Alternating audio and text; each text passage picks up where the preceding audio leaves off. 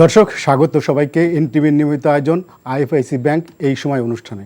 সাথে আছি আমি মুস্তফা খন্দকার। দর্শক, 2 মাস হতে চলল ডক্টর মোহাম্মদ ইউনূসের নেতৃত্বাধীন অন্তর্বর্তী সরকারের পথ চলা। 15 বছরের ফ্যাসিস্ট রেজিমের জঞ্জাল সরিয়ে এই পথ চলাটা খুব একটা মসৃণ ছিল না। 2 মাসের বেশিরভাগ সময় গেছে পতিত হাসিনা সরকারের দোসরদের ষড়যন্ত্র মোকাবেলায়। এখনও ষড়যন্ত্র থেমে নেই। এরই মধ্যে সরকার কতটুকুই বা কী করতে পারলো, কাঙ্ক্ষিত সংস্কারের অগ্রগতি বা কতটুকু হলো, এ বিষয়ে সহ সমসাময়িক নানা গুরুত্বপূর্ণ ঘটনা নিয়ে আলোচনা করব আমাদের আজকের এই সময়। আলোচনার জন্য আমাদের স্টুডিওতে 3 জন অতিথি উপস্থিত আছেন। আমি প্রথমে পরিচয় করিয়ে দিচ্ছি। আমার সবার ডানে আছেন প্রধান উপদেষ্টার প্রেস সচিব শফিকুল আলম, তারপরে আছেন সিনিয়র সাংবাদিক মাসুদ কামাল এবং তারপরে আছেন আমার দেশের বার্তা সম্পাদক জাহেদ চৌধুরী। আপনার 3 জনকে স্বাগত আমাদের আজকের আলোচনায়। আমি শফিকুল আলম আপনাকে দিয়ে শুরু করতে চাই। আপনি আজকে সন্ধ্যায় একটা প্রেস কনফারেন্সে বলেছেন শনিবার থেকে রাজনৈতিক দলের সঙ্গে সংলাপ শুরু হচ্ছে। এই সংলাপে কি এজেন্ডা ভিত্তিক হচ্ছে, মানে কি ধরনের সংলাপে কি আলোচনা হবে, কোনো নির্বাচনী কোনো রোডম্যাপের বিষয়টা এখানে আসবে কিনা? না, এটা সংলাপটা একটা চলমান প্রক্রিয়া। এর আগেও 2 দফা হয়েছে। এই চলমান প্রক্রিয়ার আলোকেই নতুন করে আবার সংলাপ হচ্ছে। সেখানে আমি আজকে আমার প্রেস কনফারেন্সে বলেছি যে ওইখানে যে কমিশন, আপনি জানেন 6টা কমিশন হয়েছে, সেই কমিশনের বিষয়ে অবহিত করা হবে। তারপরে বাংলাদেশের যে ল অ্যান্ড অর্ডার সিচুয়েশন, সেগুলোর বিষয়েও মত বিনিময় হবে। আর হচ্ছে যে তেমনি তো অনেক কিছুই হয়, এটা একটা চলমান প্রক্রিয়ায় তো অনেক আলাপিত হয়, সেই আলাপগুলোও আসবে। কোন কোন রাজনৈতিক দল? আমরা প্রধান যেগুলো রাজনীতি দল তাদেরকেই ইনভাইট করা হবে। কিন্তু আমরা এর আগেই দেখছি যে ডক্টর ইউনূসের সঙ্গে সংলাপ যে প্রথমটা হয়েছিল, সেখানে জাতীয় পার্টিকে আমরা দেখেছিলাম। জাতীয় পার্টি কোন ক্রাইটেরিয়া আসে? তারা তো ফ্যাসিবাদের দোসর ছিল গত 15 বছর। এটা আপনি উপদেষ্টা মণ্ডলীকে জিজ্ঞেস করবেন। হ্যাঁ, তো ওনারা যেটা মনে করেছেন সেই জন্যই ওনাদেরকে ইনভাইট করা হয়েছে। আচ্ছা, আরেকটা বিষয় সেটা হচ্ছে যে এই যে সংস্কার 6টা কমিশন গঠন হলো, তাদের পুরো কমিটি তো ফর্ম করেনি। তো আমরা এটা বলেছি যে আজকে 2-3 দিন আরও আমরা আশা করছি 2-3 দিনের মধ্যে ফরমেশনটা হবে। এমনিতে তো কাজ হচ্ছে, আপনারা জানেন 6টা এই কমিশনের এদের প্রধান নিয়োগ করা হয়েছে। এখন যেটা হচ্ছে যে বাংলাদেশে যে জিনিসটা হয় যে আপনি যখন একটা কমিশন করবেন, তখন তো 4-5-6 জনকে যাকে দেওয়া হয়, অনেক ক্ষেত্রে দেখা যায় যে লাস্ট মোমেন্টে অনেকজন ব্যাক অফ করেন, উনি থাকেন না, আরেকজনকে আনতে হয়। তো আনার প্রক্রিয়াটাও তো অনেকটা স্ক্রিনিংয়ের বিষয় আছে। আমি আপনাকে আনলাম, কিন্তু দেখা গেলো যে অনেক দূর ঘেটে দেখা গেলো যে আপনার ব্যাকগ্রাউন্ডটা দুষ্ট চক্রে বাঁধা। তো হঠাৎ করে তখন হয় কি, নতুন আপনাকে আবার করে আবার নতুন আরেকটা চিন্তা যে জায়গাগুলো তৈরি, সেগুলো জায়গায় তো এক্সপার্টটা আপনি কতটুকু আসলে এক্সপার্ট, আমরা যেন ফেক এক্সপার্ট না হয়। আপনি তো যেমন পুলিশ কমিশনে, আপনি আসলেও কি পুলিশ কমিশনে যে আমি যাকে আনছি সে পুলিশ রিফর্মটা আসলে কতটুকু বুঝে। তো এই জন্য যে সিলেকশন প্রসেসটা খুবই মানে ক্রুশিয়াল, এবং সেই যে জায়গাটা খুব যত্ন সহকারে করা হচ্ছে। যে 6 জনকে আপনাদের 6টা সংস্কার কমিশনের, ইনরাই কতটুকু পারফেক্ট বলে মনে করেন আপনি? আমি তো মনে করি আমাদের সোসাইটিতে ব্রডার সাপোর্ট ওনাদের আছেন। তাদের বাংলাদেশের সোসাইটিতে they know most of them. আপনি যে জায়গায় আছে সেই জায়গার লোক, আপনি যদি তাদেরকে এক্সপার্টদেরকে জিজ্ঞেস করেন, দে উইল অবভিয়াসলি। আমি তো দেখি নাই যে খুব মেজর ক্রিটিসিজম আমি দেখি নাই। কিন্তু সরকার 3 মাস সময় দিয়েছে, মানে ডিসেম্বর পর্যন্ত তাদের একটা সময় দিয়েছে। কিন্তু এই লোকগুলো তো দীর্ঘদিন ধরে এই সেক্টরে কাজ করছে, তাদের জন্য এত সময় কি দরকার ছিল? অবশ্যই দরকার আছে।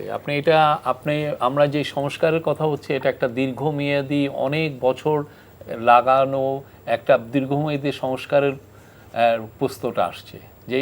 যেই সংস্কারের হয়তো বেনিফিট আমাদের ছেলেমেয়েরা পাবে, আমাদের ফিউচার জেনারেশন পাবে। আমরা হঠাৎ করে হুট করে তো আর বলা যায় না আমি কালকে কাট অ্যান্ড পেস্ট করে আমি করে দিতে পারি। আমাকে কনস্টিটিউশন বললো যে কনস্টিটিউশন আপনি নতুন লেখেন, আপনি জাস্ট ইন্ডিয়ার কনস্টিটিউশনে ইন্ডিয়ার নামটা ফেলে দিয়ে বাংলাদেশ ঢুকে আপনি করে ফেললেন, সেটা তো না। সেক্ষেত্রে রিয়াল বাংলাদেশের বাস্তবতা, বাংলাদেশের যে বাস্তবতার আলোকে আপনি যেটা লিখবেন, যে এই রিপোর্টটা করবেন, সেটা 3 মাস, অনেক ক্ষেত্রে 3 মাস না, আরো বেশিও লাগতে পারে। আপনারা কি তাহলে পুনর্লিখন করছে নাকি সংস্কার করছে? আমার একটু জানার ছিল এটার সাথে সাপ্লিমেন্ট করে। কনস্টিটিউশন আমাদের যেটা ধারণা সেটা হচ্ছে এটা অ্যামেন্ডমেন্টের জন্য কাজ করবেন। হ্যাঁ, কিন্তু এটা আমরা এখন তো বলতে পারছি না। যিনি কনস্টিটিউশন যে কমিটির যিনি চিফ, উনি যখন বসবেন আলাপ করবেন, উনি তো অনেকের সাথে আলাপ করবেন। বাংলাদেশের কনস্টিটিউশন কি, বাংলাদেশের পুরো দেশের মানুষের ডিজায়ারটা ওইখানে রিফ্লেক্টেড হতে হবে। কিন্তু সরকার থেকে কোনো গাইডলাইন দেওয়া হবে কি তাদের? না, গাইডলাইন একটা টার্মস অফ রেফারেন্স তো আছে, বাট সেক্ষেত্রে উনি তো অগাধ ফ্রিডম পাবেন, সেই ফ্রিডম নিয়ে তো উনি কাজ করবেন। আমরা চাই যে উনি ওনার সর্বোচ্চ ফ্রিডম নিয়ে উনি একটা ব্রিলিয়ান্ট একটা দাঁড় করান, রিপোর্ট দাঁড় করান। সেই আলোকে যেটা হবে যে ওইটা নিয়ে পলিটিক্যাল পার্টির সাথে ইন্টারিম গভর্নমেন্ট কথা বলবেন। এখানে আমার দুটো বিষয় জানার ছিল, যেহেতু এই কমিটিগুলো নিয়ে কথা হচ্ছে। আপনারা যে পলিটিক্যাল পার্টিগুলোর সাথে বসছেন, সরকার যে চিফ অ্যাডভাইজার বসছেন, এখানে তারা কি এই কমিটির মেম্বারগুলোর ব্যাপারে কোনো সাজেশন দিবেন কিনা? এটা আমি বলেছি যে কমিশনের ব্যাপারে অবহিত করবেন। তাহলে এখানে পরবর্তী পলিটিক্যাল পার্টির সাথে মেইন যে এনগেজমেন্টটা হবে হচ্ছে রিপোর্টগুলো যখন হবে, তখন তাদের মতামত, তাদের ইয়ের সাথে এখন কোয়েশ্চেন হলো যে 11 তারিখে আপনারা একজন মেম্বার কমিটিগুলোর প্রধানের কথা ঘোষণা করলেন সেপ্টেম্বরের 11 তারিখে। এখন আজকে অক্টোবরের 2 তারিখ কিংবা 3 তারিখে পড়ে গেছি, আমরা এই পর্যায়ে আছি। এতদিনে কমিটি ফরমেশনটাই কমপ্লিট হলো না, তাইলে তারা কাজ শুরু করবেন কিভাবে? আপনি যেটা ভাবছেন অত দ্রুত করা যায় না। প্লাস হলো টার্মস এন্ড রেফারেন্স, আমরা সাধারণত দেখি যে এই জাতীয় কমিটিগুলো শুরুতে বলে দেয়া হয় যে তার ক্রাইটেরিয়া, টার্মস অফ রেফারেন্স হয়ে গেছে।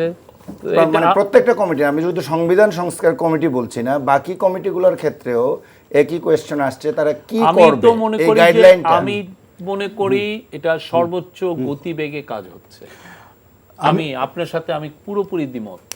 এটা সর্বোচ্চ বাংলাদেশের এই যে ব্যুরোক্রেসি নিয়ে, বাংলাদেশের যে আমরা যেইভাবে কাজ করি, সেই কাজের নিরিখে আপনি যদি বলেন এটা সর্বোচ্চ গতিবেগ নিয়ে কাজ করা হচ্ছে।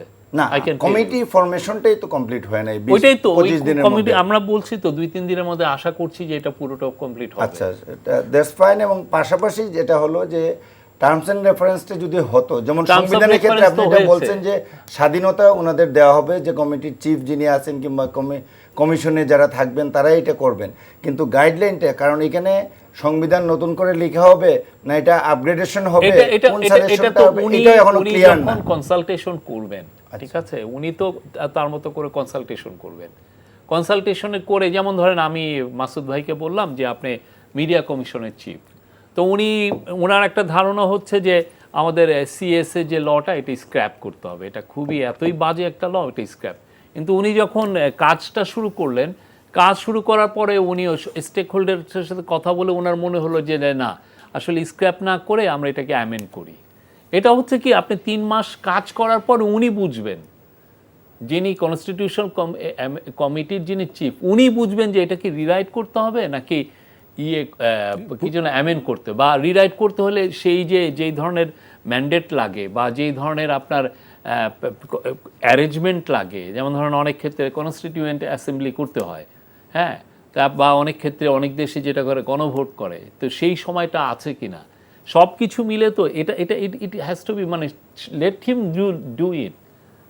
আচ্ছা, আমি একটু মাসুদ কামালের কাছে আসি, উনি চুপ করে আসছেন সেটা হচ্ছে আপনার আগামী 8 তারিখে এই সরকারের, অন্তর্বর্তী সরকারের 2 মাস হতে চলছে, মানে আপনার কাছে কি মনে হয় 2 মাসে সরকারের কার্যক্রম কি আপনি সন্তুষ্ট? এই যে বলছিলেন না চুপ করে আসলাম, চুপ করে থাকার হলো সবচেয়ে নিরাপদ।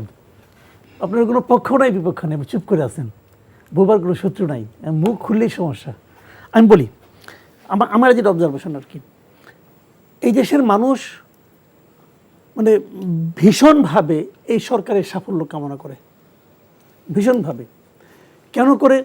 এই সরকারের যারা উপদেষ্টা এসেছেন তাদেরকে ভালোবেসে করে তা না, করে দুটো কারণে। 1 নম্বর কারণ হলো ডক্টর ইউনূসের কেন করে। ডক্টর ইউনূসকে সবাই ভালো মানুষ মনে করে, যে এই লোকটা তো অসৎ না, এই লোকটার একটা মেধাবী লোক, এই লোকটা জ্ঞানী লোক, এই লোকটা আন্তর্জাতিক খ্যাতিসম্পন্ন লোক, এই লোকটা আমাদের মাথার উপর আছে, এটা ভাবতেও ভালো লাগে। এর মধ্যে কিন্তু আমিও আছি, আমিও ভাবতে ভালোবাসি যে ডক্টর ইউনূস আমাদের সরকার প্রধান, এটা আমি ভাবতে পছন্দ করি, একটা কারণ। 2 নম্বর কারণ হলো আমরা গত 16টা বছর বেসিক্যালি বলতে গেলে একটা হাবিয়া দোজকের মধ্যে ছিলাম। আমি দোজক থেকে বেরিয়ে আসছি, এবং যোজকের থেকে বের হয়ে এসে এই সরকারটাকে আমরা পেয়েছি। আমি হাবিয়া যোজকের থেকে বের হয়ে অন্য যে কোনো যোজকে পড়লেও আমি খুশি হইতাম। আমি তো বড় যোজকে ছিলাম ভাই, সেখান থেকে ছোটো যোজকে আসলে আমি খুশি হইতাম। আর তা আমরা এদেরকে পেয়েছি, তো আমরা হ্যাপি। পার্সোনালি আমি এই দুটা কারণে সরকারকে মোরালেস অনেকে পছন্দ করে, আমিও করি এই দুটা কারণেই।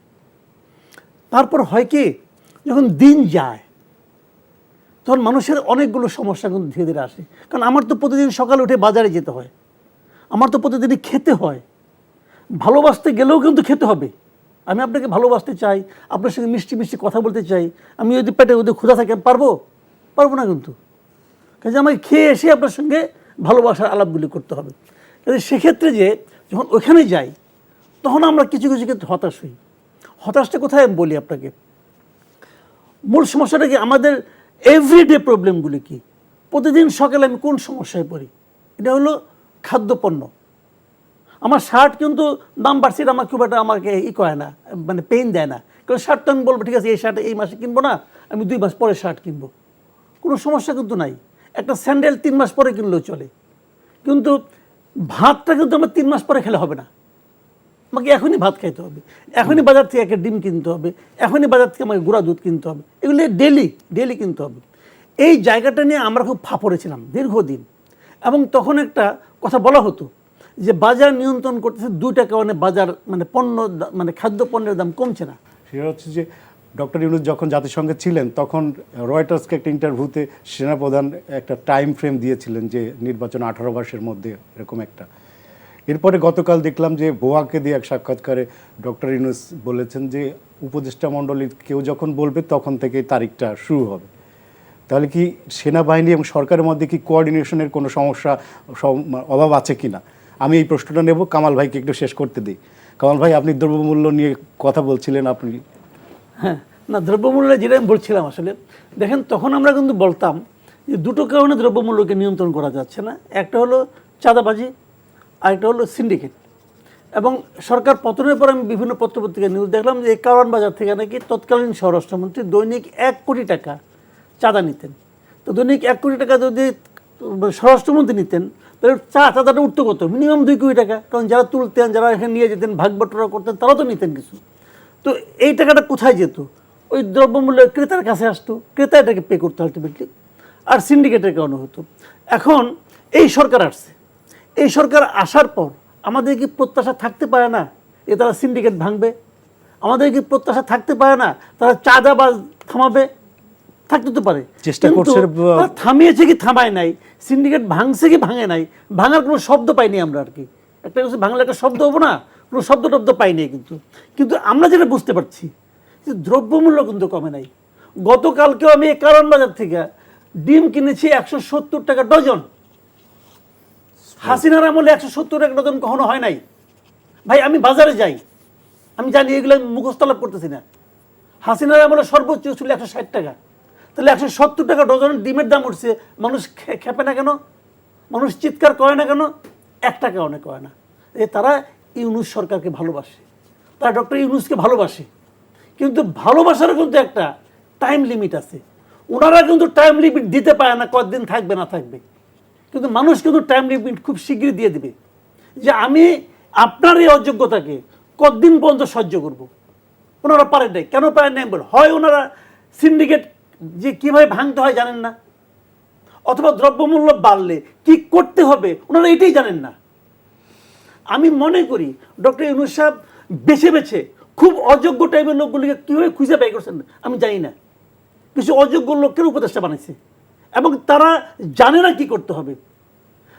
ডেইলি প্রবলেম, দিনের প্রবলেম কিন্তু ভাই, দ্রব্যমূল্য আপনি কমাতে না পারলে, ল অ্যান্ড অর্ডার কন্ট্রোল করতে না পারলে, বিদ্যুৎ সমস্যার সমাধান করতে না পারলে ফেরেশতার সরকার অজনপ্রিয় হয়ে যাবে। ধন্যবাদ। আপনাকে তো থাকতে হবে। আপনি কয়দিন থাকবেন? ধরেন 6 মাস, 1.5 বছর, 1 বছর, 2 বছর, অথবা উপদেষ্টারা ঘোষণা করবে অতদিন থাকলাম, ধরে নিলাম অনন্তকাল। আপনি যে কদিন থাকবেন সে কদিন দেশটা চালাতে হবে। বাংলাদেশের মানুষের মন, এই যে বললাম না, বাংলাদেশের মাটি শক্ত হইতেও সময় লাগে না, নরম হইতেও সময় লাগে না। এবং আমি একটা সিম্পল উদাহরণ দিয়ে বলি আপনাকে, আমি পরে বলবো না, এখানে একটু আমি অ্যাড করতে চাই। এটা কামাল ভাই যেটা বলছিলেন যে আমাদের 111-এর সময় ঘটনাগুলো মনে আছে নিশ্চয়ই, আমাদেরও মনে আছে। হ্যাঁ, মনে থাকবে না তখন এই 111-এর সরকার প্রথম যখন আসছিল, যদিও এটা একটা ভিন্ন প্রেক্ষাপট ছিল, তারপরে অনেকে কিন্তু তাকে একটা সমর্থন, এক ধরনের একটা জনসমর্থন তাদের পিছনে আসছিল, যদিও এটার পিছনে পরে ষড়যন্ত্র, যে এর পিছনে একটা ষড়যন্ত্র কাজ করছিল, এটা প্রমাণিত হয়েছে। কিন্তু তারা এমন একটা পর্যায়ে নিয়ে আসছিল যে দ্রব্যমূল্য হঠাৎ করেই বলা যায় প্রায় দ্বিগুণ হয়ে গেছিল। ওই সিচুয়েশনটা তখন আর তারা কন্ট্রোল করতে পারে নাই। পাশাপাশি ঢাকা বিশ্ববিদ্যালয়ে বিক্ষোভ, প্রতিবাদ, ছাত্ররা তখনও রাস্তায় নেমে আসছিল, এক পর্যায়ে তারা নির্বাচন দিয়ে সরে যেতে বাধ্য হয়। এখনও আজকেও আমি দেখছিলাম যে মূল্যস্ফীতি 10.40 এরকম খাদ্য মূল্যস্ফীতির ইয়েটা, ওভারঅলটা আর একটু কম আছে, কিন্তু খাদ্যদ্রব্যে সর্বোচ্চ 10.40 এরকমই আমি টিভি স্ক্রলে দেখছিলাম কিছুক্ষণ আগে। তো এইটা এখনই যদি গভর্নমেন্ট এই ইম্পোর্টের দিকে নজর না দেয়, যে 3 মাস পর, 4 মাস পর, 6 মাস পর আমার কি চাহিদা হবে, এটা যদি কামাল ভাই যেটা বলছিলেন যে এটা ওয়েল ম্যানেজ যদি না হয়, আপনি 4 মাস পরে এসে সিচুয়েশন আর কন্ট্রোলে রাখতে পারবেন না। সরকারকে এই ফেসিবাদী হাসিনা সরকারের নানা ষড়যন্ত্র মোকাবেলা করতে হচ্ছে, এটা আমরা দেখেছি ইতিমধ্যে। পাশাপাশি রুটিন এই সমস্ত কাজও করতে হবে। আবার আমরা শুরুতেই যে আলোচনা করলাম যে সংস্কারের কাজটা, রাষ্ট্র মেরামতের কাজটা করতে হবে। তো এই যে একটা আমরা যতই বলি না অন্তর্বর্তী সরকার, এটা আসলে একটা বিপ্লবী সরকার, এই বিপ্লবী সরকারের মেজাজটা সরকারের মধ্যে নেই, এই ধরনের একটা অভিযোগ, কথাবার্তা কিন্তু আসছে। এবং এটা কামাল ভাই যেমন বললেন যে একটা পর্যায়ে হয়তো এটা এমন পর্যায়ে চলে যাবে তখন সরকারের নিয়ন্ত্রণের বাইরে চলে যেতে পারে। ধন্যবাদ। আমি ফুললি ডিসএগ্রি করি, আমি ওনার কোনো কথাই নিচ্ছি না।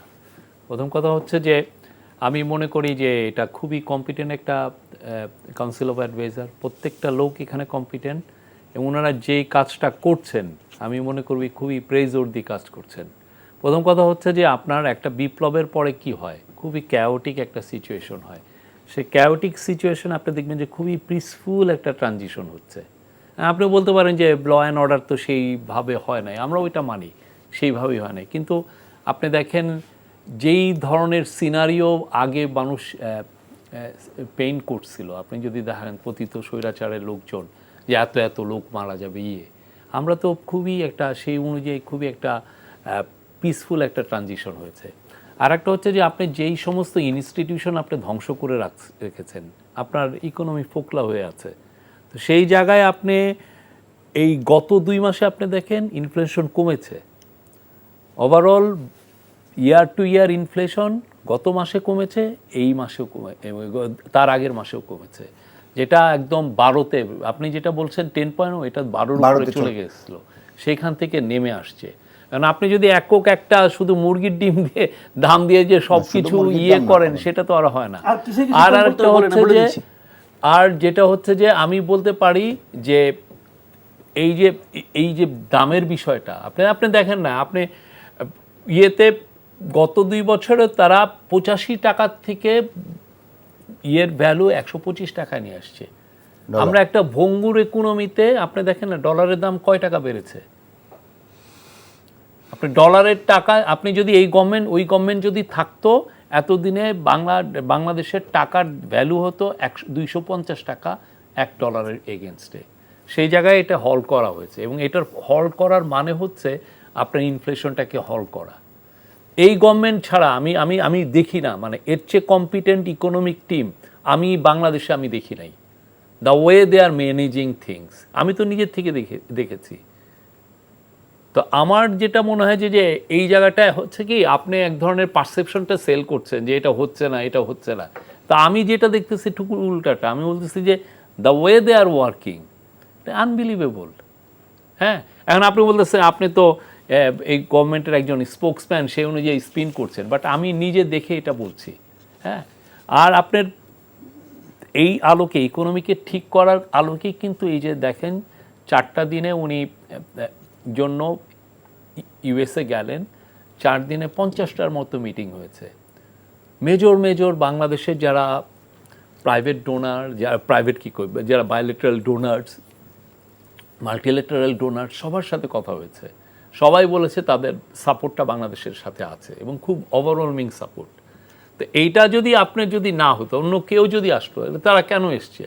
তারা জানে professor Yunus is a competent person, তারা many of them are friend. আমি এমনও দেখেছি উনি বসে আছেন, ঠিক আছে, উনি বসে আছেন, ওই বসে থাকা অবস্থায় ওয়ার্ল্ড ব্যাংকের চিফ একে ফোন দিচ্ছে, টপ একজন HSBC চিফকে, গ্লোবাল চিফকে ফোন দিচ্ছে, এই তুমি এটাকে পারবা কি না।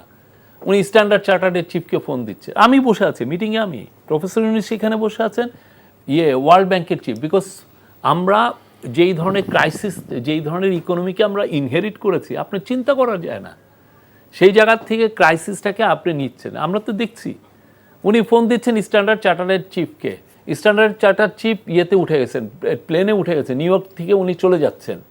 ওকে, ওনাকে পাওয়া যাচ্ছে না, কাকে দেওয়া যায়? HSBCর গ্লোবাল চিফকে। HSBC হচ্ছে ওয়ার্ল্ডের largest bank, one of the richest. হ্যাঁ, তো এই যে ফায়ার ফাইটিং যেগুলো করা হচ্ছে, এটা কোনো বাংলাদেশের লিডারের পক্ষে সম্ভব না। এই কথাটা তো কামাল ভাই, আর এই যে আপনার ইকোনমিক এই পুরো জিনিসটা কেন করা হচ্ছে? You are managing the economy. এবং 2 মাসে আপনি দেখেন না, আপনি কি বলতেছেন? আমি তো দেখতেছি একটা পুরো যে ট্রানজিশন হচ্ছে, আপনি পোস্ট যে কোনো জায়গায় রেভলিউশন হলে আপনি দেখেন কি কি অবস্থা হয়। আপনি অন্যান্য দেশে যেগুলো রেভলিউশন হয়েছে, কি ভয়াবহ রকমের হয়, সেই জায়গাটায় একটা পিসফুল ট্রানজিশন হয়েছে। হ্যাঁ, আমাদের আপনি বলতে পারেন যে আপনি যে এক্সপেকটেশনটা হচ্ছেন, সেই এক্সপেকটেশন হয়তো আমরা ফুলফিল করতে পারছি না, বাট বিলিভ মি, এর চেয়ে বেটার আর একটা গভর্নমেন্ট এসে পারত কিনা আমার আমি সন্দেহ বলি, আছে। শুনেন ভাই, আমি বলি, আপনি বাংলাদেশে মানুষকে, গরিব মানুষকে যে রেভলিউশনের ডেফিনেশন শেখান, কোনো সমস্যা নাই, কিন্তু তারা ঘুরে ফিরে বলবে কচুরলতির দাম কত। আপনি কি বলবেন ভাই? তারা আপনি টাকা দিবেন, আপনি যেটা বলতেছেন সেগুলো পপুলিস্ট কথাবার্তা। হ্যাঁ, পপুলিস্ট কথা বলবো। আপনি আপনার আমি কি কথা বলবো? আমি কি আপনার চাকরিজীবী কথা বলবো নাকি? আপনি যেটা বলতেছেন এটা হলো একদম সরকারি চাকরিজীবী কথা বলতেছেন আপনি। কোন সরকারি চাকরিজীবীর কথা বলতেছেন? আমি আর উদাহরণ দিয়ে বলি আপনাকে। আপনি বলেন, আমাকে বললেন তো এখানে ডিমের দাম বললে হবে? এই বসে বসে বাই করলাম, লতির দাম 110 টাকা কেজি। জীবনে কিনছেন? জীবনে কিনছেন বলেন আপনি? বরবটি 150 টাকা কেজি, এই দাম বাই করলাম এখন। আপনি কিনছেন জীবনে কখনো? কাঁচামরিচ 350 টাকা কেজি। আমরা একটু প্রসঙ্গান্তরে চেঞ্জ করি, একটু চেঞ্জ করি। টোটাল ফেল করছে দ্রব্যমূল্যের ক্ষেত্রে। আমি অন্য একটা প্রসঙ্গে একটু উত্থাপন করতে চাই। এগুলো বলেন না, পাবলিক হাসবে। শুনেন, এই যে আলোচনা করতেছি না, এটা কিন্তু টেবিল টক না, এটা দুনিয়ার মানুষ দেখতেছে। আপনি দেখার সঙ্গে সঙ্গে কিন্তু আপনাকে বিচার করতেছে যে এই লোকটা তো প্রধান উপদেষ্টার প্রেস সেক্রেটারি। দাম নিয়ে কথা বলছেন, আপনি আপনার রেসপন্সিবল জার্নালিজম করছেন না। কেন করছি না ভাই? আমার এটা মনে হচ্ছে। আপনার তো মনে হবে, কারণ আপনি তো ডক্টর ইউনূসের প্রশংসা এক গাদা আমি আগেই করে নিছি, আমার তো কোনো সমস্যা নাই। কিন্তু বাণিজ্য মন্ত্রণালয়ে একজন লোককে দেওয়া হয়েছে, সে কি করছে? তার কথা আচ্ছা, বলবো না। কামাল ভাই, আমরা একটু প্রসঙ্গ চেঞ্জ করি। আমি ভিন্ন একটা প্রসঙ্গে আসতে যাচ্ছি। আরেকটা বিষয় যে পাবলিক পারসেপশন, আমি শুরুতেই বলে নেই যে আমরা যারা সাংবাদিকতার সাথে আছি, আমরা অল টাইম বিরোধী দল মনে হবে। কেন মনে হবে? না, কেন মনে হবে? কারণ জনগণের কথাটা পাবলিক মাঠে কি বলছে, কি আলাপ করছে, এইটা যদি আমরা তুলে না ধরি, তাইলে তো সাংবাদিকতাটা হবে না। তো আমরা সেটাই, এই আলোচনাগুলো কিন্তু হচ্ছে বিভিন্ন পর্যায়ে। আমরা এটা আচ্ছা, তো এখানে আরেকটা বিষয়, এই প্রসঙ্গে আমি আরেকটা বিষয় আনতে চাই, যেটা হলো স্বৈরাচারের পতনের পর, হাসিনা পালিয়ে যাওয়ার পর, মানুষ এই প্রশ্নটা করে আমাদেরকে যে হাসিনা পালিয়ে যাওয়ার পর কেন হাসিনার যারা সহযোগী ছিল এই তাকে স্বৈরাচার করার ক্ষেত্রে এখন পর্যন্ত আমরা দেখছি তাদেরকে গ্রেফতার করা হয় নাই। কেন প্রথম দিন 5 তারিখ, 6 তারিখ, 7 তারিখ, 8 তারিখ কেন এই স্বরাষ্ট্রমন্ত্রীকে গ্রেফতার করা হলো না? কিংবা আপনার আরও যারা ছিল প্রতিরক্ষা উপদেষ্টাকে গ্রেফতার করা হলো না? এরকম নাম ধরে ধরে আমি বলতে পারি, যারা তাকে এই স্বৈরাচার হতে, খুন, গুম, লুটপাট এগুলাতে সহযোগী যারা ছিল সবাই তাদের নাম জানে, কিন্তু দেখা যাচ্ছে এই বিগ শটগুলা এখন পর্যন্ত গ্রেফতার হয় নাই। এই প্রশ্নটা, কিংবা কেন তল্লাশিগুলো করা হলো না? অনেকে বলে যে তাৎক্ষণিকভাবে যদি তল্লাশিগুলো করা হতো তাহলে কোটি কোটি টাকা অনেকের বাড়ি থেকে, অফিস থেকে, বাসা থেকে বেরিয়ে আসতো। আমি একটা ইনফরমেশন জানি, আমার জানাটা আমি কনফার্ম নিশ্চিত জায়গা থেকে জানি, যে মুহূর্তে পার্লামেন্টে অ্যাটাক হচ্ছিল সেই পার্লামেন্টের একটা গোপন কক্ষ আছে, ওইখানে স্বরাষ্ট্রমন্ত্রী এবং পলক মানে আইসিটি প্রতিমন্ত্রী ওনারা দুইজন ছিলেন, এটা পরবর্তীতে সিসিটিভি ফুটেজে দেখা গেছে। তো তারপরে তারা ওইখান থেকে কিভাবে চলে গেলেন, আজকে আবার আমরা দেখলাম যে উনি ইন্ডিয়াতে, আমি আজকের নিউজটার আমি ডিটেলসটা জানি না, মানে আমার নিজস্ব সোর্স থেকে নেই, কিন্তু ফেসবুকে আসছে যে উনি ঘুরে বেড়াচ্ছেন। আবার কেউ একজন অস্বীকার করছে সরকারি তরফে যে নেই। তো তারা কোথায় আছে এখন পর্যন্ত, কেন তারা অ্যারেস্ট হচ্ছে না?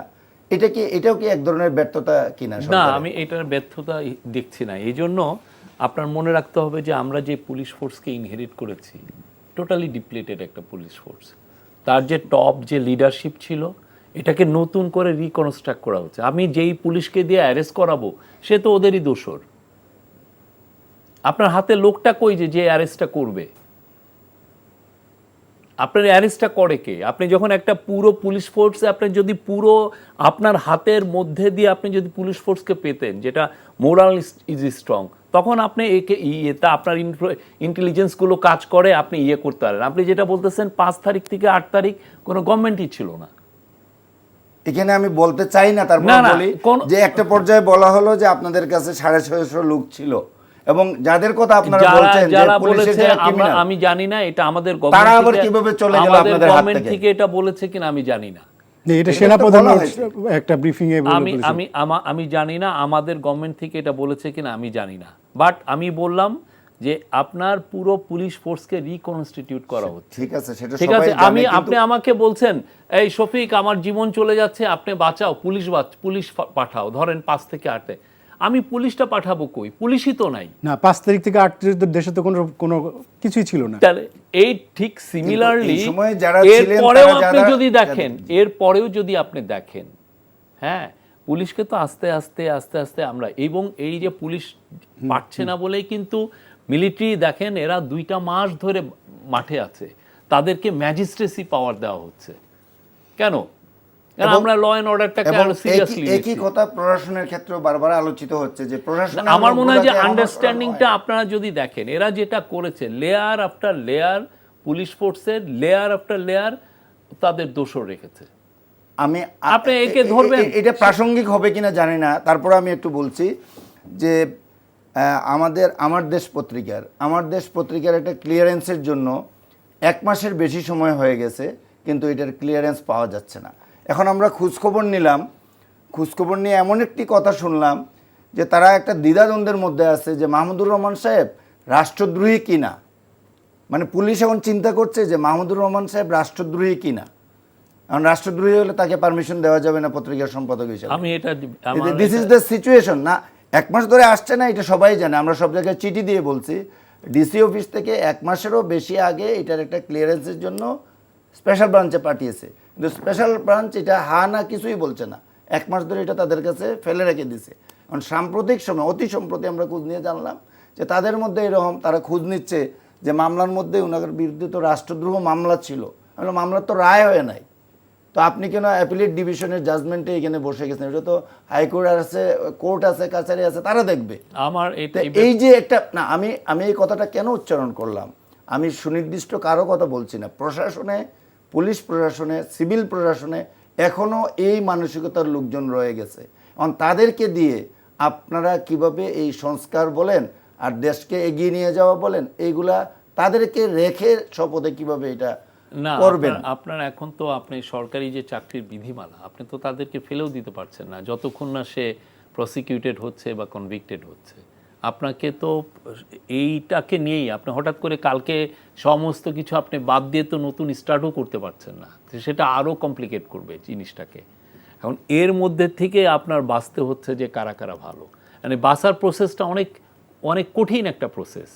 হ্যাঁ, আপনাকে আমি নিলাম, নেওয়ার পরে দেখা গেলো যে আপনি আসলে ওই মানে পতিত স্বৈরাচারীরই আপনি এক ধরনের দোষর ছিলেন। তো এই জিনিসগুলো আপনারা ভাবছেন যে খুব ইজি, এই ব্যাপারটা ইজি না। আমি নিজের থেকে দেখছি তো, আপনাকে একটা স্ক্রিনিং করে করে করে একজনকে আনা হলো যে ইনি এটা পারবেন। দেখা গেলো যে ওনার অনেক এমন সব ডিটেলসটা আসলো, একদম যেই দিন আপনি তার অ্যাপয়েন্টমেন্টটা আপনি ফর্মালাইজ করবেন সেদিন দেখা গেলো যে এক গাদা ইনফরমেশন এসে পড়ছে তার সম্পর্কে। আরেকটি বিষয় আচ্ছা, কামাল ভাই আমি বলছিলেন আরেকটা যে, আমি একটু আপনার ই করি। একটা মিনিট, যে কামাল ভাই আরেকটা বিষয় বলছিলেন যে উপদেষ্টা পরিষদ নিয়ে, এটা নিয়ে কিন্তু আমারও প্রশ্ন আছে। যদিও আপনি আপনার অবস্থানে থেকে খুব স্বাভাবিকভাবে, হয়তো আমি এখানে থাকলে এরকম কথা আমাকেই বলতে হতো, কিন্তু আপনারা যে বাস্তবতাটা উপলব্ধি না করেন, ডক্টর ইউনূসের ব্যাপারে সারা দেশের মানুষ কারো আপত্তি নাই, মানে হয়তো খুব লিমিটেড লোকজনের রিজার্ভেশন আছে, কিংবা সবাই ওভারওয়েলমিংলি ওনাকে অ্যাকসেপ্ট করছে এবং ওনাকে সাপোর্ট করতে চাচ্ছে, কিন্তু ওনার টিমটা নিয়ে বারবারই কথা হচ্ছে যে 2-4-5 জনের অ্যাক্টিভিটিস দেখা যাচ্ছে, অন্যদের মানে নামও মানুষজন এখন পর্যন্ত বলতে পারবে না, এরকম একটা পর্যায়ে তারা রয়ে গেছেন। এটা ভেরি মাচ রুটিন ওয়ার্ক তারা করছেন, কিন্তু এই সরকারের রুটিন ওয়ার্ক করে আপনারা কতদূর এই সরকারকে দিয়ে দেন? কি বলেন রুটিন ওয়ার্ক? আপনি এনার্জি সেক্টরে যে কাজগুলো হয়েছে, যেটা 5 বছরের কাজ 2 সপ্তাহে হয়েছে, 2 সপ্তাহে আচ্ছা সেই কাজ আচ্ছা, আমি আমি আমি একটু অন্য প্রসঙ্গে যাচ্ছি। সেটা হচ্ছে যে ডক্টর ইউনূসের সরকার গুম খুনের জন্য একটা রেডিফাই করছে। তো সেক্ষেত্রে এখনও আমরা এই বিষয়গুলো দেখছি। কয়দিন আগে আমি দেখলাম যে মায়ের ডাকের যে সমন্বয়ক, তার ভাইকে আর্মি কোনো কথা না বলেই তুলে নিয়ে গেল, এবং এবং এটা নিয়ে অনেক রাস্তাঘাটে পরে ছেড়ে দিয়েছে। কিন্তু বিষয়টা তো এই সময় অ্যাকসেপ্টেড না, এবং যদি তার বিরুদ্ধে কোনো অভিযোগ থাকে পুলিশ তাকে অ্যারেস্ট করবে, কিংবা সেখানে আর্মি কেন তাকে না বলে তুলে নেবে? এই বিষয়টা কেন এরকম হচ্ছে? এটা আমার মনে হয় আর্মি এই বিষয়ে ব্যাখ্যা দিয়েছে। আমি এই বিষয়ে আর এটা নিয়ে বেশি বলতে চাচ্ছি না। বাট আমরা গুম খুনের বিষয়ে আমরা 5 সদস্য বিশিষ্ট একটা প্যানেল করা হয়েছে। এরা প্রত্যেকটা গত 15 বছরে যেই গুম খুন হয়েছে, প্রত্যেকটা গুম খুন ইনভেস্টিগেট করবে, এবার দেখবে যে দেশের কোথায় কোথায় আয়নাঘর আছে সেটা একটু খুঁটিয়ে দেখবে, এবং যারা যারা জড়িত ছিল তাদেরকে প্রসিকিউট করা হবে, এটুকু আমি বলতে পারি। এবং সেই আলোকে আপনি দেখেন যে ইন্টারন্যাশনাল যে কনভেনশন সেটা আমরা র্যাটিফাই করেছি। এর চেয়ে আরও যদি বলতে হয় যে আপনি যদি ধরেন হিউম্যান রাইটসের কথা বা ইয়ের কথা, আমি বলবো যে কোনো কেউ কি গুম হয়েছে এই গত 2 মাসে? কিন্তু এক্সট্রা জুডিশিয়াল কিলিং হয়েছে।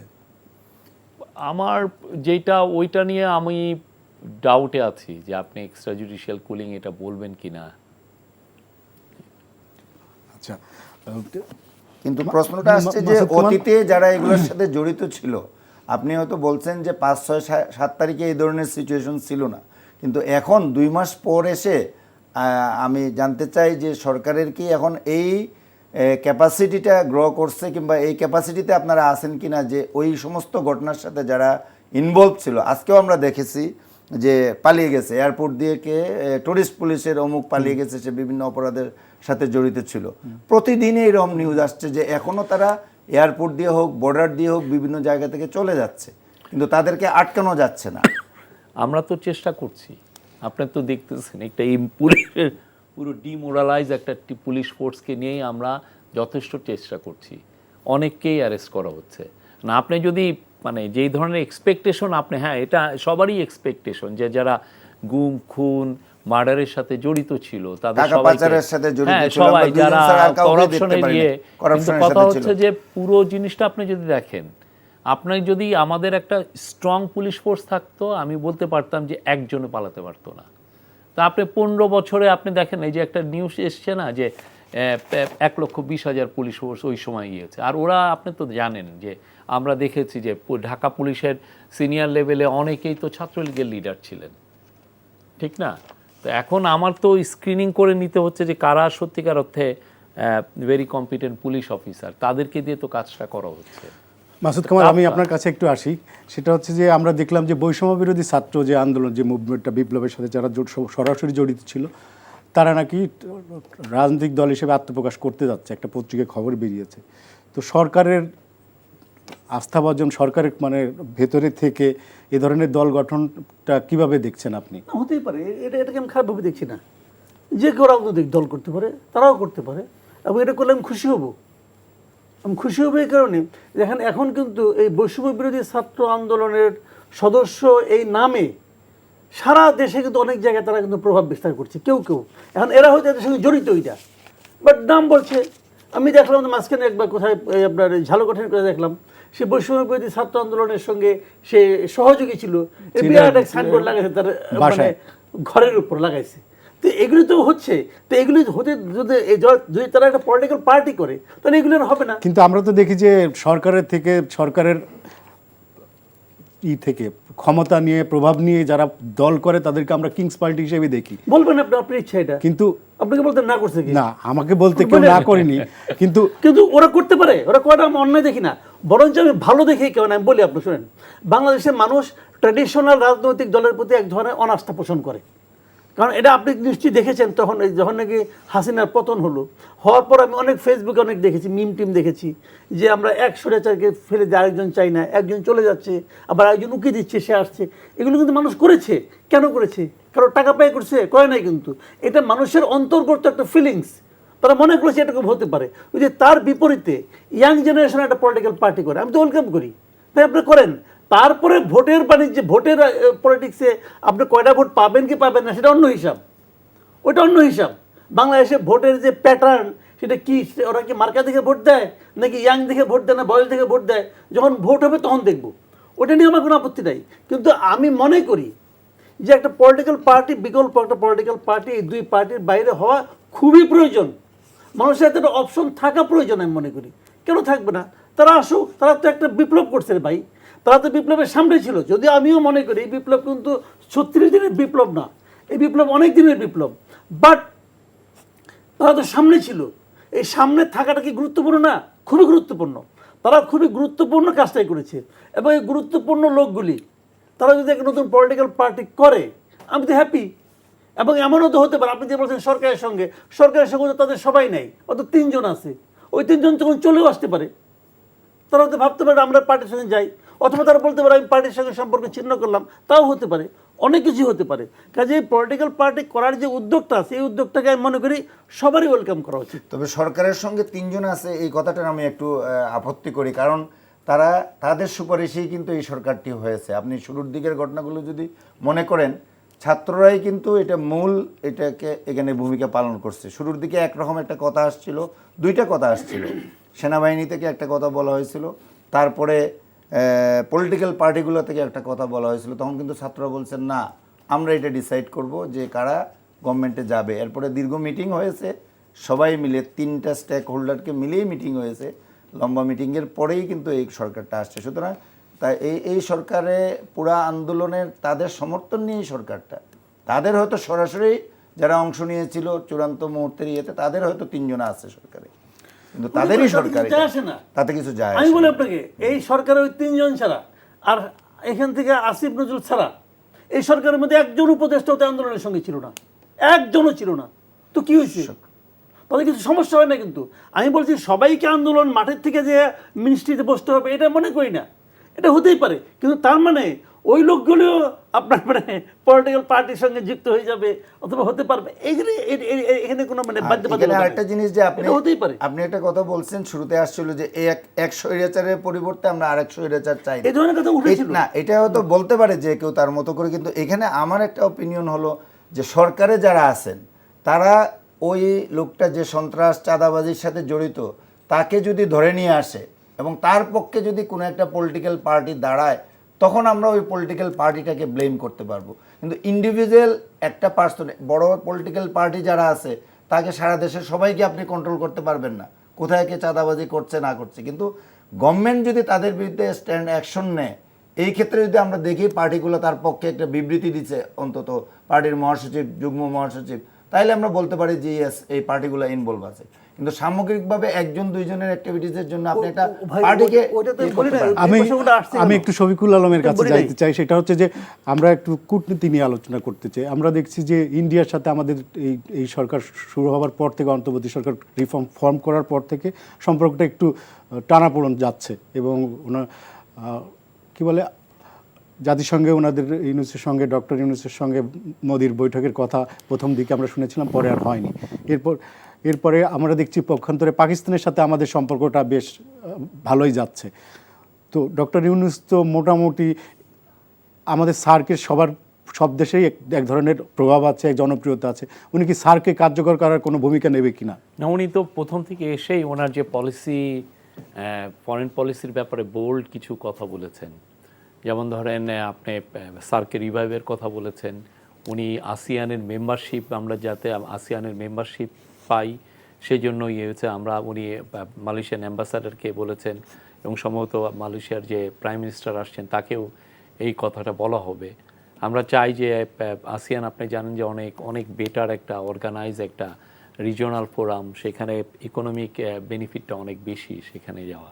সার্কও উনি রিভাইভ চাচ্ছেন। সার্কটা আপনি জানেন 2014 সালের পরে একটাও সামিট হয় নাই। উনি চাচ্ছেন যে সার্কের মাধ্যমে যদি সবার মধ্যে হৃদ্যতা আসে তাহলে অনেক টেনশন কিন্তু কমে আসে। সেই সার্কের এই যে রিভাইভালের আলোকেই উনি সাউথ এশিয়া যতগুলো দেশ আছে ইনক্লুডিং পাকিস্তান, নেপাল, ভুটান, শ্রীলঙ্কা, মালদ্বীপস, তাদের সাথে ভালো সম্পর্ক চাচ্ছেন। মালদ্বীপসের প্রেসিডেন্টের সাথে একই আলাপ হয়েছে, পাকিস্তানের প্রাইম মিনিস্টারের সাথে এই আলাপও হয়েছে। ইন্ডিয়ার সাথে আমরা অবশ্যই ভালো সম্পর্ক চাই, খুবই ভালো সম্পর্ক চাই। আপনারা জানেন তার ইকোনমিক, সে আমাদের প্রায় আমরা তার সাথে সবচেয়ে বড় বর্ডারটা শেয়ার করি। বাট অবশ্যই আমাদের সাথে তার যে সম্পর্কটা সেটা should be based on equity and fairness. ধন্যবাদ। কামাল ভাই, আমাদের হাতে আর সময় নেই, আপনি 1 মিনিটে যদি কিছু বলতে চান। না, আমার কথাটা হলো কি, আমি যেটা শুরু করেছিলাম, যে সরকারকে সতর্ক থাকতে হবে। দেখেন, বিপ্লবের পর অনেক ঝামেলা হয়, এটা শফিক ভাই বলেন, আমি ওনার ব্যাপারে আমি দ্বিমত পোষণ করছি না, কিন্তু আপনি তো বিপ্লবের পরেই সরকারের দায়িত্ব নিয়েছেন। দায়িত্ব নেওয়ার সময় তো আপনাকে খেয়াল করতে হবে আমি কিসের দায়িত্ব নিতে যাচ্ছি। তো সেই দায়িত্বটা আপনার কি? দায়িত্বটা হলো আপনার প্রতি জনগণের প্রত্যাশা যে আপনি একটা নির্বাচন দেবেন, তার আগে কিছু সংস্কার করবেন, এবং যতদিন এই নির্বাচন এবং সংস্কারের জন্য আপনার সময় লাগবে ততদিন আপনি দেশটাকে চালাবেন। এবং দেশ চালানো মানে কি? দেশ চালানো মানে এই দেশের মানুষের যে প্রতিদিনের যে চাহিদা, সেই চাহিদা আপনি পূরণ করবেন। এবং কিভাবে করবেন সেটা আপনার ব্যাপার। আমি কি চাই? আমি চাই যে কালকেই সব সমস্যার সমাধান হয়ে যাবে, এটা আমি বলছি না। ডক্টর ইউনূস তো চেষ্টা করছে, দিনের ওনার 24 ঘন্টার মধ্যে 16-17 ঘন্টা উনি কাজ করছেন। কাজ কাকে বলে? এটাকে আপনি সারাদিন ঠেললেন, নড়লো না, এটা কাজ না। কাজ হলো এটা নড়ানো। আপনার 15 বছরের যে একটা জঞ্জাল আছে, এগুলো সরিয়ে আপনার একটা শুনেন, এটা হলো পুরনো হিসাব। 15 বছরের ধরে হয়েছে, 15 দিনে হবে না। আবার আগে শুনতাম যে ইউক্রেনের যুদ্ধ, কোভিড, কাজে কিছু করতে পারবো না। ভাই, এগুলো অজুহাত। জেনুইন কিছু সমস্যা তো আছে। আমি বলি, আপনি আমার সঙ্গে আর্গুমেন্ট করেছেন ভালো, এটা আপনার হয়তো আপনার টিভির পলিসির জন্য প্রয়োজন, সেটা হতে পারে। বাট আমি যেটা বলি সেটা শুনেন, যে কাজটা হলো কি, আপনাকে সরাইতে হবে ভাই। আপনি সরাইতে পারেন নাই, আপনি চেষ্টা করছেন, বাজার দর কমছে না, তার মানে আপনার চেষ্টার মধ্যে ঘাটতি আছে, অথবা আপনার চেষ্টার মধ্যে আপনি পারেন না। That is the point. বাজার দর আগে তো বললাম, আগে 2 টাকা করে বাজার দর বাড়তো।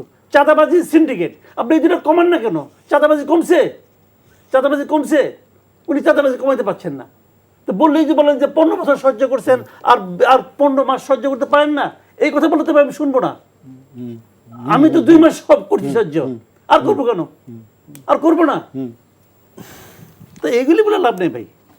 না, একটা ধরেন একটা সরকার 15 বছর ছিল, তার এই 15 বছরে তার যে নিয়োগ ছিল সেই নিয়োগগুলো তো আপনার রাতারাতি চেঞ্জ হবে না। আমি বলি কাজ কেমন করতে হয়, আমি বলি একটা উদাহরণ দিয়ে বলি আপনাকে। এই সরকারের আমলে একজন লোক কাজ করতেছে, এটা হলো বাংলাদেশ ব্যাংকের গভর্নর। সে কি সব করে ফেলেছে? সে অনেক কিছুই করতে পারে না, বাট সে যে করতেছে এটা তাকে কিন্তু ব্যাংক দিয়ে বলতে হচ্ছে না, তার হয়ে ওনার মতো কেউ জন বলতেছে না, উনি কাজ করতেছে, জনগণ টের পাচ্ছে হি ইজ ডুইং সামথিং। এটা হলো কাজ। বাকিরাও করছে, অবশ্যই করছে, অফিসে যাচ্ছে, অফিস থেকে আসছে, অনেক কাজ করছে, কিন্তু আমার কোনো লাভ হচ্ছে না। একজন জনগণ হিসেবে আমি লাভটা চাই। আমি জনগণ হিসেবে বাজারে যে 2 মাসে কিভাবে লাভ চান আপনি? 2 মাসে আমি 2 মাসের লাভটুকু চাই। 2 মাসে অল্প লাভ হবে না, ওটা চাই। 2 মাসে আমি 160 থেকে 170 টাকা চাই না, 160 থেকে 155 টাকা হোক। আপনি শুধু বাজার দর দিয়ে নিয়ে আসেন, অন্য কিছু তো বাজার দরটা আগে কমান্ডারে পাই, অন্য কিছু আরে কমেন। আগে বাজার দরটা কমান না, এটা তোমার ডেইলি লাগে, ওটা তোমার ডেইলি লাগে, ওটা আগে কমান না। যেটা আমার ডেইলি নিডস ওটা আপনি আগে কমাবেন না। না, আমি কামাল ভাই যেটা বলছেন এটা দ্বিমত করার কোনো সুযোগ নেই। কারণটা হলো যে মানুষ, এই 18 কোটি লোক প্রতিদিন কিন্তু অন্য বড় দাগের যে কাজ, ম্যাক্রো আর মাইক্রো ইকোনমি, এই দুইটার মধ্যে যে তফাৎ, এই বড় দাগের কাজগুলা একটা নির্দিষ্ট সময় পরে এটার রেজাল্ট আসবে, কিন্তু তাৎক্ষণিকভাবে মানুষ এই জিনিসগুলো চায়। সাধারণ মানুষগুলা ওইটা পরে গিয়ে বুঝবে। সো এটাকে কিন্তু আপনি গুরুত্ব দিতে হবে, এটাকে গুরুত্ব দিয়ে যাতে কোনো পর্যায়ে এটা এমন কোনো অবস্থায় না যায় যেটা সরকারকেই বিব্রতকর অবস্থায় পড়তে হয়। সেটাই হয়তো কামাল ভাই বলার চেষ্টা করছেন, এবং এই জিনিসটা কিন্তু সরকারকে আসলেই গুরুত্ব দিতে হবে। কারণ এইখানে ওই এর আগে আমরা দেখছিলাম যে এস আলম গ্রুপের লোকজন, তারই আত্মীয় স্বজনরা সব ইম্পোর্টের সাথে জড়িত, সে একটা চিঠি দিয়ে বলছে যে আমরা আর ইম্পোর্ট করব না। তো এটার প্রেক্ষিতে গভর্নমেন্ট কী স্টেপ নিছে, কিংবা আসলে এটার বিকল্প কি করা হয়েছে কি না, কেন হচ্ছে, এরকম প্রতিটা বিষয়ে কিন্তু সরকারকে নজর দিতে হবে। এবং এটা সব কিছু প্রধান উপদেষ্টার পক্ষে, তার অফিসের পক্ষে নজর দেওয়া সম্ভব না। যার যে দায়িত্ব আছে তাকে সেই দায়িত্বগুলো পালন করতে হবে। টিম ওয়ার্কটা যদি শেষ করে না হয় তাইলে না, আমি তো মনে করি যে আপনারা পরপর 2টা মাসে ইনফ্লেশন কমেছে, ঠিক আছে, ইনফ্লেশনের ডাটা শো করছে যে ফুড ইনফ্লেশন বা আমাদের কস্ট অফ লিভিংয়ের যে ডেটা সেটা কমেছে। এটা শো করে যে আপনি চেরি পিকিং করে 2-3টা ডেটা দেখে বলতে পারেন যে এটা বাড়ছে, ওইটা বাড়ছে, ওইটা বাড়ছে, কিন্তু যখন পুরো বাস্কেট অফ ডেটা দেখবেন তখন দেখা যাচ্ছে যে কমেছে, এবং এটার রিফ্লেকশনটাই হচ্ছে ইনফ্লেশনের ডাটা। তো আমরা যে কাজ করছি না বা এটা কাজ না করলে এটা হলো কিভাবে, ঠিক না? আর সত্যিকার অর্থে মানে চেষ্টার অন্তহীন চেষ্টা হচ্ছে।